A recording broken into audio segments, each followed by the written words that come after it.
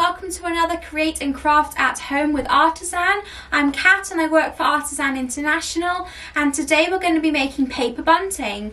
As you can see, I've got some up behind me, and right now I'll show you how we can make it. Okay, so to make your paper bunting, you're going to need around 5 sheets of A4 coloured card or paper. You'll also need a pair of scissors, and you might want to ask for some help when you use these. A sharp pencil, a ruler, some coloured foam, a hole puncher if you have one, if not you can use your scissors, some embroidery threads, and then you'll also need things like sticky tape, PVA glue, sequins and glitter, anything you'd like to decorate your bunting with. Okay, so the first thing you're going to want to do is take one of your pieces of coloured card or paper and fold it in half widthways, just like this. Once you've neatly folded your piece of coloured card in half, you're going to want to take your pencil and your ruler, and what we're going to do is neatly draw a triangle shape from the top 2 corners to the centre of the bottom of your folded over card. To do this, first I'm going to take my ruler and just measure the width of the bottom of my piece of card. So that's 15, so we're going to do 7.5, which will be the middle, and just put a bit of a dot there at the bottom so I know where the middle is. What I'm going to do now is draw a straight line from the top 2 corners down to the middle.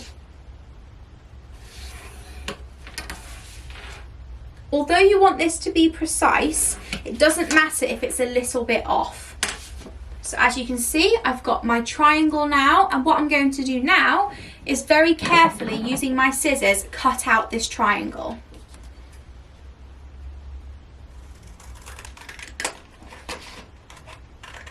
Okay, so I've cut out my card along those lines, and as you can see, because the card was folded over, I've actually now got 2 identical triangles, so I can begin to make my bunting. Don't throw away the bits of card that are left over, because you can use these to decorate your bunting later on, or you can save them for future projects.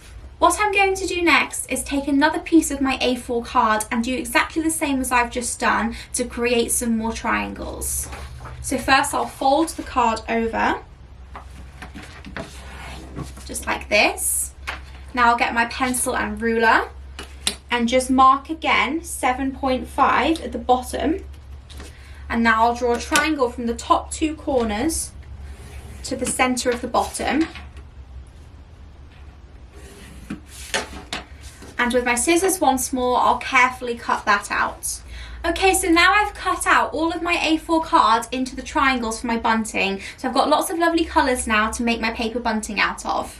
So what I need to do next is just roughly arrange how I'd like my bunting to look. So what I'm going to do is just lay out on the table the order in which I'd like my triangles to be stuck onto my ribbon. So I quite like that. So what I'm going to do now is get my ribbon or my embroidery thread, whichever you have, and I'm going to get a piece long enough to go across my bunting. So you need to have about 10 centimetres of embroidery thread or ribbon left at either end. So I'll just cut that off. So now what I'm going to do, now I'm happy with my design, is I'm going to take some sticky tape and just take a little bit and stick some on each corner of my triangle so that the ribbon stays on at the top. So you'll need 2 pieces of tape per triangle. Okay, so now I've put tape along all of my triangles. So if you can see, I can now hang that up. My bunting is ready to decorate. So what I'm going to do now is turn it over. So the sticky tape is all hidden. So this is the front of my bunting. So now I'm ready to decorate my bunting. I'm going to take some coloured pens and I might draw some patterns on each of the triangles.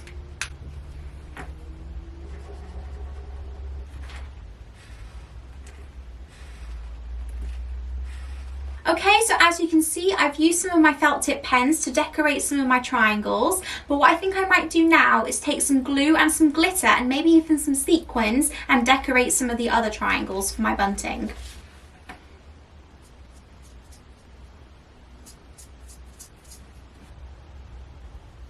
Okay, so as you can see, I've added some glitter onto my bunting, but I've still got a couple of triangles undecorated. So I think what I'm going to do is take some of the scrap paper before and maybe even some foam or some sequins and decorate the rest of them.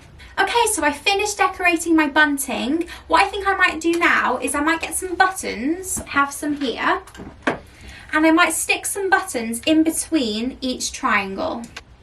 Okay, so now I've finished decorating my bunting. I'm really pleased with how it turned out. I think it's really colourful and I particularly love how each triangle is uniquely decorated. What I did at the end was I got some buttons and I stuck them in between each triangle just to add a little bit more decoration. Okay, so now this paper bunting is complete and it's ready to hang up wherever you wish to put it. I hope you've enjoyed this video and I really hope you have fun making your own paper bunting. I can't wait to see what they look like.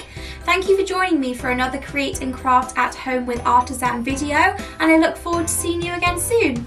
Bye!